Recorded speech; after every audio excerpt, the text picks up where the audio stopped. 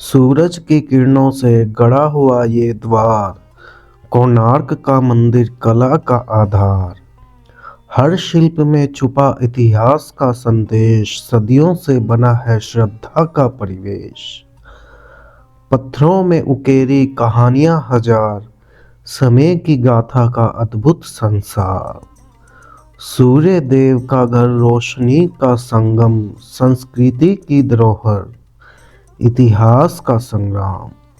आओ करें नमन इस दिव्य चमत्कार। तो स्वागत है दोस्तों मेरे चैनल टूर टीएम में। आज हम बात करेंगे कोणार्क सूर्य मंदिर की, जो उड़ीसा में स्थित है, जो एक ऐतिहासिक और सांस्कृतिक धरोहर है। यह मंदिर भगवान सूर्य को समर्पित है और इसे 13वीं शताब्दी में गंगा वंश के राजा नरसिंह देव प्रथम ने बनवाया था। कोणार्क सूर्य मंदिर न केवल अपनी भव्य संरचना के लिए बल्कि कहानियों के लिए भी बहुत ही दिलचस्प है। मंदिर के निर्माण का वर्णन करने वाली कहानियों में से एक 12 वर्षीय होनहार बच्चे की भी कहानी है, जिसने 12,000 शिल्पकारों को बचाने के लिए अपने जीवन का बलिदान दे दिया था। धर्मपद 12वीं शताब्दी में उड़ीसा के एक छोटे से गांव में पला बड़ा था। बचपन से ही उसका वास्तुकला और शिल्प में रुचि थी। जब वह 12 वर्ष का हुआ तो तब तक उसने उड़िया मंदिर वास्तुकला की कला में महारत हासिल कर ली थी। लेकिन वह हमेशा दुखी रहता था, क्योंकि उन्होंने अपने पिता को कभी भी नहीं देखा था और उनकी माँ उन्हें उनके बारे में ज़्यादा कुछ बताती भी नहीं थी। अपने 12वें जन्मदिन पर उन्होंने अपनी माँ से एक उपहार मांगा, अपने पिता से मिलने का मौका, जिसे वह अब मना नहीं कर सकती थी। तो उसकी माँ ने उसको अपने पिता के बारे में बताया, वो कहाँ है, वो क्या काम कर रहे हैं। तो उसके बाद धर्मपद अपने पिता से मिलने के लिए चल पड़ा।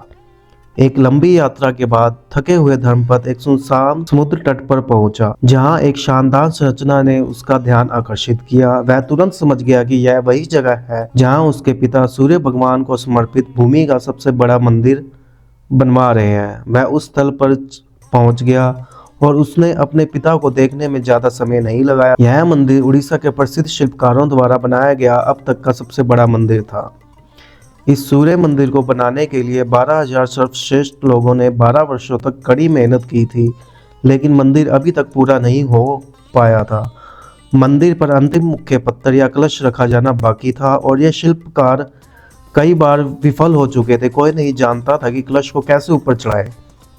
राजा नरसिंह देव ने सुबह तक की समय सीमा की घोषित की थी, जिसके विफल होने पर सभी 12,000 शिल्पकार मारे जाएंगे। बिसु महाराणा इस बात से परेशान थे कि उनकी विफलता के कारण इतने सारे लोग मारे जा सकते हैं। धर्मपद ने अपने पिता से मंदिर के चारों ओर घूमने और निर्माण दिखाने के लिए कहा। जैसे वह मंदिर के शिखर पर पहुंचा, उसे मंदिर निर्माण के बारे में पढ़ी गई पांडुलिपियां याद आ गई। उसे पता था कि उसका क्या समाधान है। उसे पता था कि पत्थर का डिजाइन क्या होगा जो मुख्य पत्थर के रूप में फिट हो जाएगा, मंदिर को एक साथ जोड़े रखेगा। जब उसने अपने पिताजी को डिजाइन समझाया तो बिसु को बहुत ही अधिक आश्चर्य हुआ। उसे धर्मपद जैसा प्रतिभाशाली बेटा पाकर उसको बहुत ही ज्यादा गर्व महसूस हुआ। पिता और पुत्र तुरंत कार्यशाला में गए। कुछ घंटों में कलश स्थापित करने के लिए तैयार हो गया। जैसे ही उन्होंने मंदिर के शीर्ष पर रेत की ढलानों पर पत्थर लुढ़काया, चांद अपनी पूरी चमक में चमक रहा था। आधी रात तक मुख्य पत्थर अपनी जगह पर था और मंदिर पूरा हो गया था। बिसु अपने बेटे के लिए खुश था, जिसने हजारों लोगों की जान बचाने में सहायता की। परंतु जैसे ही सफलता का उत्साह कम हुआ, धर्मपद ने मंदिर के पूरा होने को देखने के लिए इकट्ठे हुए लोगों के पीछे एक फुसफुसाहट सुनी। लोगों को डर था कि राजा असफल शिल्पकार के प्रति दयालु नहीं होगा, क्योंकि कलश को शिल्पकार ने नहीं बल्कि एक 12 साल के बच्चे ने पूरा किया था। धर्मपद ने कभी भी अपनी उपलब्धियों के लिए महिमा, नाम या प्रसिद्धि नहीं चाहिए थी। वह खुश था कि वह भगवान के लिए मंदिर पूरा करने के लिए इतने लोगों की जान बचा सका। वह धीरे धीरे भीड़ के बीच से मंदिर के शीर्ष तक पहुंच गया। कुछ ही समय में वह उस कलश के शीर्ष पर खड़ा था, जिसे उसने अभी अभी स्थापित किया था। उसने क्षितिज की ओर देखा।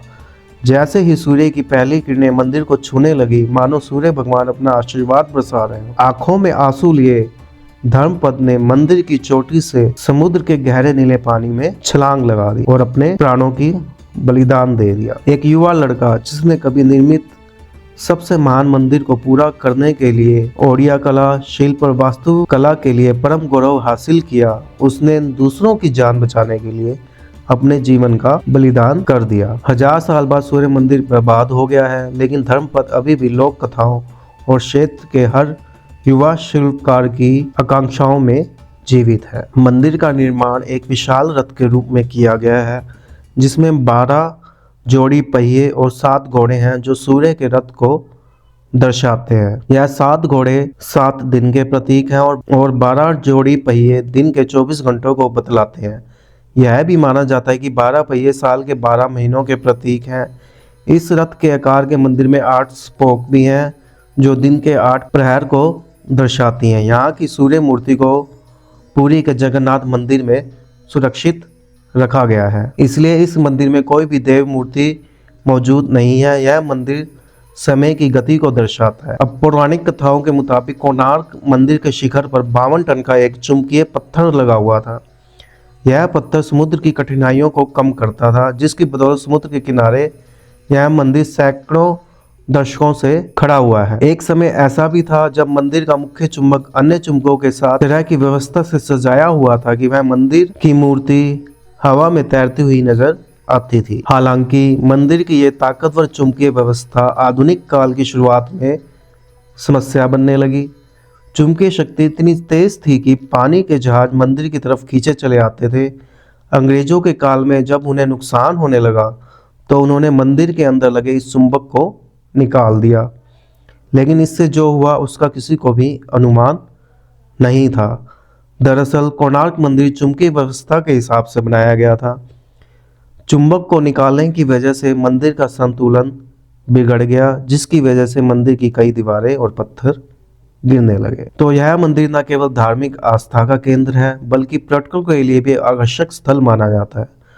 कोणार्क सूर्य मंदिर को ब्लैक पगोडा भी कहा जाता है, क्योंकि यह काले ग्रेनाइट पत्थरों से बना हुआ है और यह ऐतिहासिक समुद्री नेविगेशन के लिए एक मार्गदर्शक के रूप में भी काम करता था। कोणार्क का यह मंदिर भारतीय इतिहास, संस्कृति और वास्तुकला की गहरी झलक प्रस्तुत करता है। यहाँ हर वर्ष हजारों पर्यटक और श्रद्धालुओं को अपनी ओर आकर्षित करता है। तो कोणार्क सूर्य मंदिर के लिए इतना ही। यात्रा के हर पल में एक नई कहानी छुपी होती है और यह कहानी हमें जीवन के असली रंगों से मिलाती है। आशा है कि आपको मेरी ये वीडियो पसंद आएगी। अगली बार फिर एक नए सफ़र पर चलेंगे। तब तक के लिए खुश रहें और दुनिया को अपनी आँखों से देखिए।